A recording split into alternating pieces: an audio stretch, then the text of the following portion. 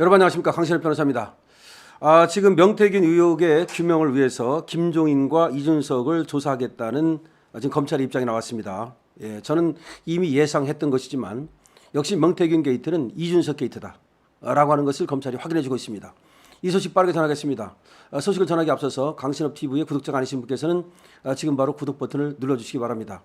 더 좋은 방송으로 보답하겠습니다. 윤석열 대통령 부부 공천 개입 의혹을 수사하는 검찰이 김종인 전 국민의힘 비상대책위원장과 이준석 전 국민의힘 대표를 조사할 방침인 것으로 12일 밝혀졌습니다. 지난 11일 공천거래 혐의로 구속영장이 청구된 명태균 그리고 김영선에 대한 조사에 있어서 공천 개입 여부를 밝히는데 이준석과 김종인에 대한 조사가 불가피하다는 것입니다. 자, 창원지검 전담수사팀 팀장은 이지영 차장검사인데요. 지난달 압수수색을 통해서 미래 한국연구소에서 쓰던 PC에 남아있던 카카오톡 대화 내역을 확보를 했는데요. 여기에는 2022년 5월 9일 오전 0시 20분쯤 당시 국민의힘 대표였던 이준석 의원과 명시가 나는 카카오톡 대화가 포함되어 있고 거기에 바로 김영선 공천과 관련된 대화가 숨어 있다는 것입니다. 결국 이것이 이준석이 전략공천을 하고 그리고 또 명태균과의 관계 속에서 김영선한테 공천을 준 것으로 보이는데 이런 점을 갖다가 확인하겠다는 것이죠. 지금 이준석과 명씨는 김건희 여사 또 뭐 윤상현 의원 그리고 윤석열 대통령 등으로 얽혀지는 어떤 이런저런 관계 속에서 말이죠. 지금 공천 개입이 있었다라고 하는 의혹을 받고 있습니다. 그런데 실제 내용은 김건희 여사와 윤석열 대통령 쪽으로 가는 것이 아니고 사실은 이준석과 명태균 그리고 어쩌면 윤상현 간의 이 공천 문제가 얘기되고 그것이 실행된 것인데 오히려 그거를 윤석열 대통령 쪽으로 김건희 여사 쪽으로 지금 몰아간 것이 아닌가라고 하는 지금 의혹이 있는 겁니다. 그렇다면 이것을 밝힐 필요가 있는 것이죠. 자, 지금 이준석과 명태균과의 관계는 여러분 너무나 궁금하지요. 저도 궁금합니다. 저는 근데 미리부터 예측을 해왔습니다. 이준석과 명태균이가 7불사 해동, 7불사의 사진이 나왔을 때 홍매화를 심는 사진이 나왔을 때 저는 그때 예사롭지 않다. 아니 한밤중이라는 게 중요해요. 그때가 새벽 4시라는 거 아닙니까? 그리고 한밤중에 이준석이가 7불사로 달려갔다는 게 중요해요.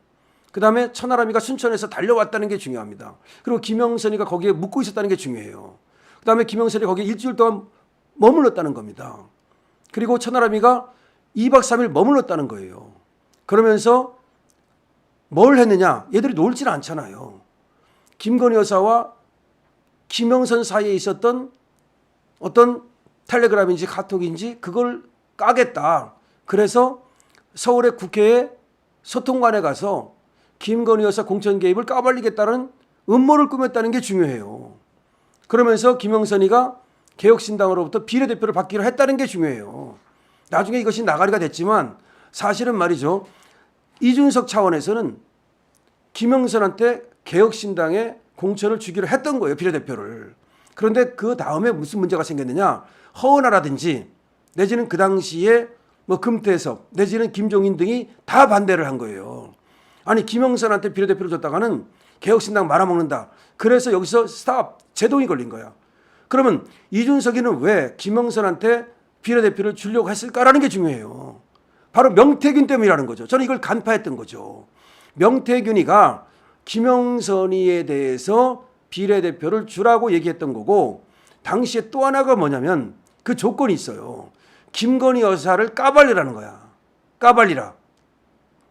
김건희 여사를 까발리면 비례대표를 주겠다는 거야. 그럼 왜 까발리냐는 거지.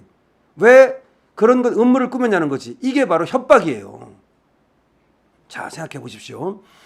명태균이가 이미 수사를 받기 시작한 것이 올해 초예요. 경남 선관위에서 창원지검으로 수사를 의뢰를 해요. 그때 강혜경에 대해서는 고발을 했고 명태균과 다른 5명에 대해서는 수사 의뢰를 해요. 그래가지고 명태균에 대한 수사가 올해 초에 시작이 돼요. 그러니까 명태균이는 뭐가 겁났던 거냐면 이 김영선이한테 세비 반띵 받았던 거 돈 주고받은 게 겁났던 거예요. 그다음에 이준석과도 분명히 거래가 있잖아요. 이것이 들통날까 봐 겁이 나는데 그럼 수사를 막아야 되잖아요. 수사를 무마시켜야 되잖아요. 그럼 수사를 무마시킬 수 있는 사람은 누구예요? 김건희 여사와 윤석열 대통령이라고 본 거예요. 대통령 권력이 있어야만 검찰을 찍어 누를 수 있다고 보지 않았겠어요? 그래가지고 협박을 준비한 거예요. 그 협박하기 전에 미리 여러 번 윤석열 대통령과 김건희 여사 쪽으로 자기를 좀 살려달라고 읍수를 한 거예요. 근데 그게 통합니까? 안 통하지.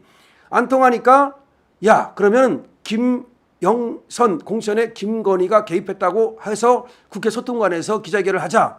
그리고 그걸 가지고서 한다고 김건희 여사한테 압박을 한 거죠. 우리 안 들어주면 이렇게 하겠다. 그러면 김영선이가 만약에 소통관에서 이걸 하게 되면 김영선한테는 뭘 줘야 될 거 아니에요. 그것이 바로 개혁신당의 비례대표 의원을 주는 거예요. 근데 왜 여기서 이준석이 개입했냐는 거야. 이준석이 왜 개혁신당의 비례대표 의원을 준다 그러나? 그럼 명태균과 이준석이가 범죄 공동체이기 때문에 명태균이가 검찰에 달려들어가면 이준석도 달려들어가는 그런 어떤 신세기 때문에 같은 범죄 공동체인 거, 문명 공동체, 정치 공동체인 거예요. 그러니까 결국은 이준석을 당대표 만들어주고 명태균이가 이준석을 오라가라 끌고 다니면서 개처럼 끌고 다니면서 이용했다는 말이 지금 나왔잖아요. 지금 그런 증언이 나왔어요. 미래한국연구소의 형식상 뭐 대표라고 하는 김태열이라는 자가 그 녹음을 까면서 명태균이가 오라면 오고 가라면 갔다. 누가? 이준석이가. 그래서 어떤 행사를 하는데 그 행사에 이준석이 처음에는 안 온다고 그러더라는 거야. 그러더니 지가 뭐 다른 날짜를 변경해가지고서 명태균이가 오라니까 즉시 내려오더라는 거야. 근데 명태균이는 그럼 그걸 어떻게 이용해야 되냐? 그때 이준석이 당대표였기 때문에 당대표가 내려오면 그 행사가 얼마나 빛이 나겠습니까? 그러니까 당대표가 내려오는 조건으로 어떤 그 업체에서 또 이제 명태균 이쪽에 이 행사하는 쪽에 1,000만 원을 주겠다.